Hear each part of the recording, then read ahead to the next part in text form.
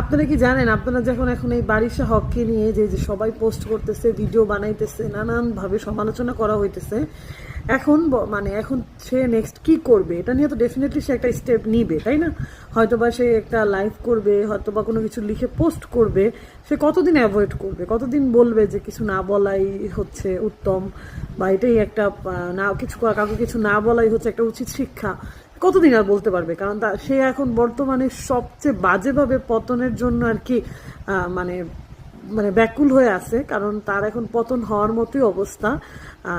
মানে সবাই মিলে যেভাবে মানে তাকে এখন অ্যাটাক করতেছে, সে এখন সেই জায়গা থেকে আমার মনে হয় যে সে এখন একটা লাইভ করবে অথবা একটা ভিডিও বানাবে, যেখানে সে হয়তো বা সে যে একটা মেয়ে মানুষ এটা নিয়ে সে ফার্স্ট হচ্ছে তার একটা মানে এইটা নিয়ে একটা কার্ড প্লে করবে, ও যেটাকে বলে উইমেন কার্ড প্লে। সো ওই উইমেন কার্ড প্লেটা সে ডেফিনেটলি করার জন্যই হয়তো প্রস্তুতি নিতেছে, বা সে ইমোশনালি ভাবে, কারণ আমরা বাঙালিরা কিন্তু প্রচণ্ড পরিমাণ ইমোশনাল।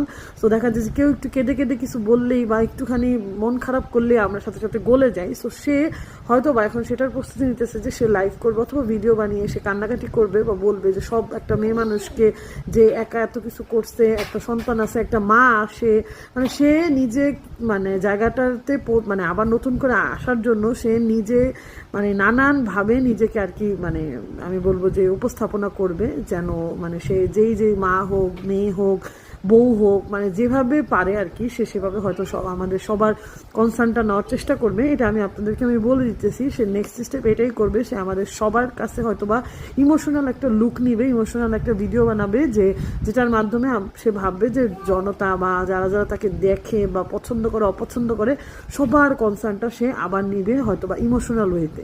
সো আপনাদের কি মনে হয়, কথাটা কি রাইট?